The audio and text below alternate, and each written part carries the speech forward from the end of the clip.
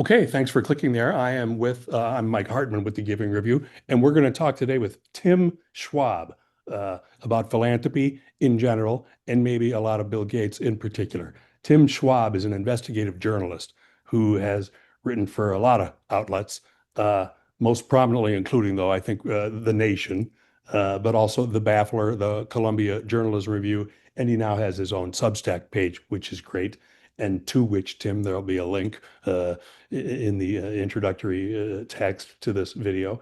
Uh, Tim is also the author of 2023's book, The Bill Gates Problem. So why don't we start with that, Tim? I mean, I know the book is hundreds of pages, right? But if you could, in 25 words or less, tell us what the Bill Gates problem is, and then maybe a little bit about the reaction to your book. Sure. Well, thanks so much for having me, Mike. So my book is really a critical reappraisal of Bill Gates's philanthropic career. It's looking at his exercise of philanthropy as an expression of power. It's looking at the Gates Foundation as an unregulated political actor, not an innocent philanthropy. And it's really it's a close study of Bill Gates and the Gates Foundation, but it's a case study for a larger problem of extreme wealth. When we allow people to become this wealthy, we know how they'll use it. You can buy influence through campaign contributions or through lobbying, or as Bill Gates shows us, through philanthropy. The reaction to the book, the short answer is this is my debut book. It's been published now, I think, in 7 different languages. It's gotten 100 media hits around the world, an editor's choice recommendation from the New York Times, a starred review from Booklist, a glowing review in Nature, this academic publication. So that's the short answer. The longer answer is that I'm writing a book about the Gates Foundation, and it's landing in a media landscape that in many places I don't think, has the independence or the integrity to really give a fair shake to a critical take on the Gates Foundation. In the book, I have an entire chapter around media bias with the Gates Foundation. One important source of which is, the Gates Foundation is donating hundreds of millions of dollars to journalism. Many of the newsrooms that you and I and our listeners today go to for the news are in some way touched by the Gates Foundation's funding. And this absolutely affects how they report on the Gates Foundation and how receptive they are to a critical investigation into the Gates Foundation. Mhm. And they're ignoring it, or does it take other forms? Are you being attacked or ignored? Yeah, I mean, there's a segment of the media that is going to ignore it. There is a segment also that is, I think, highly incentivized to ridicule it. We are today talking about philanthropy, the world of philanthropy. This has always sort of surprised me. I'm I think one of the only investigative journalists in the world looking at philanthropy. I've reported on the Gates Foundation, Mackenzie Scott, the Wellcome Trust in the UK. And the world of philanthropy has, including much of the philanthropy press, has largely ignored my book. So you're one big exception. So it's nice to be here today. Uh-huh. Okay. To what degree is the Gates Foundation representative of philanthropy or elite philanthropy, or is it so unique that it should be discussed differently or separately? It struck me, I read the book, and it struck me as, oh, this is really a pharmaceutical company. But how representative the of elite philanthropy is the Gates Foundation? I've looked closer at Gates than I have at any other foundation. So that's where a lot of the institutional knowledge I have is. So in some respects, I think it really is unique. And part of that is the size and scope of the Gates Foundation. It has far more money than most other foundations, basically any foundation. It's certainly the most powerful. It's run by Bill Gates. It's like if you look at the Ford Foundation, it's not run by a guy named Ford. This is the Gates Foundation. It's Bill Gates' money from his private wealth to his private foundation. He continues to control it. It's kind of a unique philanthropic model for that reason. Bill Gates he has this 25-year philanthropic career. He has institutional, almost like state level relationships with elected leaders all over the world in a way that I don't know that I see another philanthropist exercising that kind of political influence on the world stage. Yeah, and I would say, as if I could give you a very specific example if you want. You could look at American philanthropy a few years ago. The IRS clarified some rules around program related investments.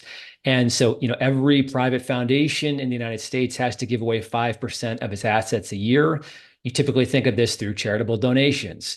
But there is this other little program that the IRS has codified saying, well, you could make an investment and make money on an investment, and you can count that towards your 5% payout.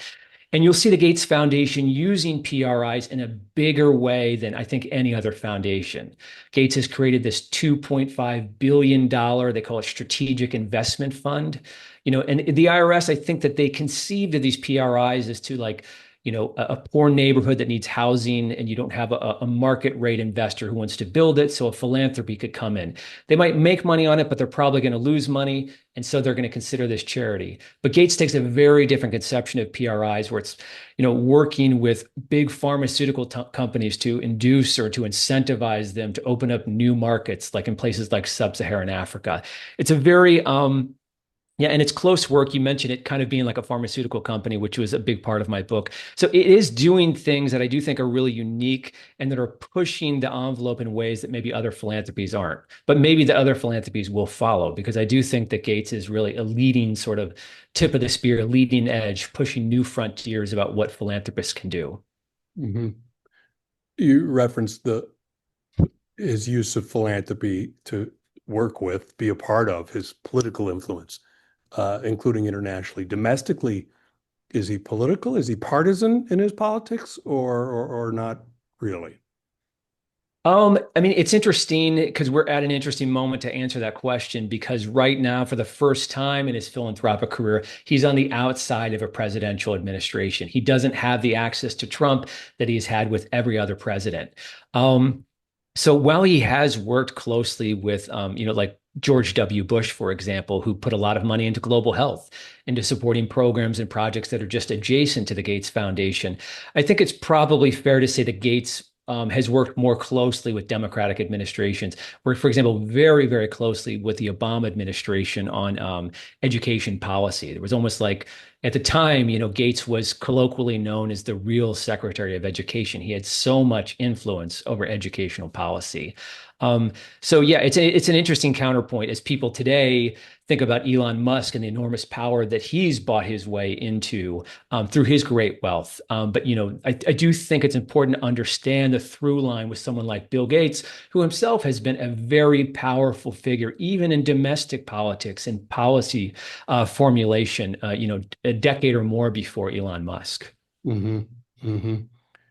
Why did Gates decide to speed up his spend out recently, if that makes sense to you? I think it might to most Giving Review readers. But what was going on there? I think that story is a bit of a red herring. What his big announcement was is that he's going to give away almost all of his wealth by 2045. I mean, Gates has always told us he's given away all of his wealth. Putting a date 2045, I mean, the guy, if he's still alive, is going to be 90 years old. There's nothing new in this announcement, I don't think. And so that's sort of the takeaway that I have is that it's really, if there is any new information or news value to this, it's to reflect on the fact that Gates is constantly reminding us of his generosity, yet his personal wealth continues to grow over the years. And so those two things are really in conflict. And I don't really see how Gates is actually going to effectively give away all of his money as he claims. But I mean, if you're asking why, probably the bigger reason, the reason that Gates is always making these self-aggrandized announcements about his generosity is really it's about public relations, and that's a very important function of philanthropy for Bill Gates is to really to burnish his reputation and his legacy. Hmm. Hmm. The Warren Buffett Bill Gates relationship, if I'm saying that the right way. Maybe I should say the Warren Buffett Gates Foundation relationship. I guess that could apply to every question I ask or every subject I bring up. But how did Buffett's experience with Gates, I guess it's almost at Gates, but okay, with Gates, uh, affect the way that Buffett, is going to do his philanthropy, including, by the way, after his death in this case. But what is the relationship there? And Yeah, I mean, this is one like really stunning development since the publication of my book is that Warren Buffett has jumped ship. For years, in 2006, he was getting criticism for not giving away more of his wealth. He decided, well, instead of becoming a philanthropist, I'll just give all my money to the Gates Foundation, or most of his money. And he started giving at least $1 billion a year to the Gates Foundation, trusting Bill and Melinda Gates to give it all away. And then suddenly in the last year, he makes a really radical, 180-degree change and says that when he dies, he's now, I can't remember, his personal wealth is maybe $150 billion.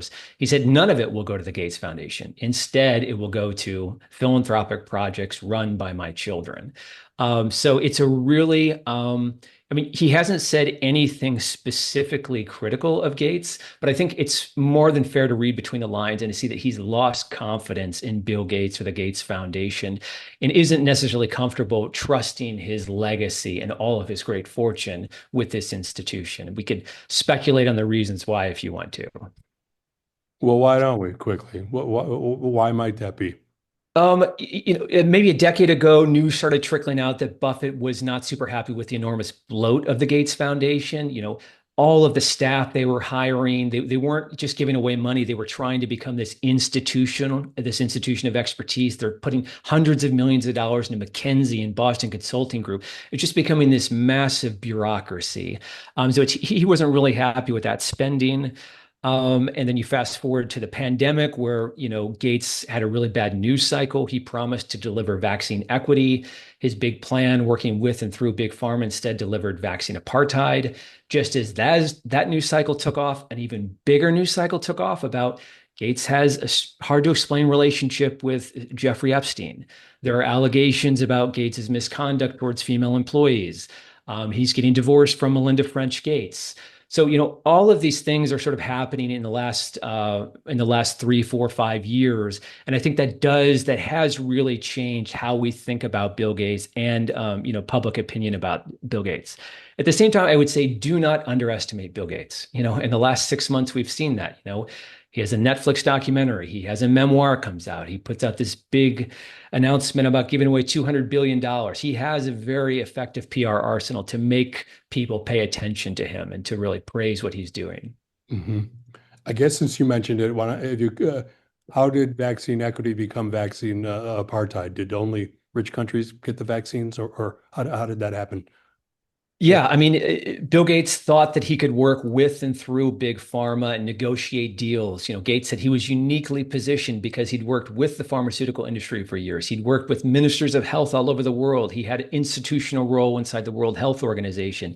This was Bill Gates' moment, and it was really the ultimate referendum on the Gates model of public health, of working with and through the private sector, negotiating deals and getting shots in arms. It was also a big deal for Gates because this is a vaccine. This is how we're going to solve the pandemic through a vaccine, and Gates is the vaccine guy. But around the world, more than 100 nations, including many of the poor nations that the Gates Foundation is supposed to be serving, they had a very different idea about how to get shots in arms, which was, why don't we waive the monopoly patents that Big Pharma has? It doesn't make sense in a moment when millions of people are dying, trillions of dollars of damage to the global economy, to do a business as usual approach where the Pfizers of the world get to control the supply, how much it's going to cost, who's going to be able to have access to it. And, a lot of public experts around the world warned that, how this would play out is that the richest countries would get first dibs on the vaccine and the poorest people would go to the back of the line. And Gates' plan, he insisted that he could make this work, and it just didn't work. It really fell apart in ways that were totally predictable, in ways that were widely criticized by public health professionals around the world. And so that led to this term, this idea of this vaccine apartheid. The poorest people went to the back of the line. Mm-hmm.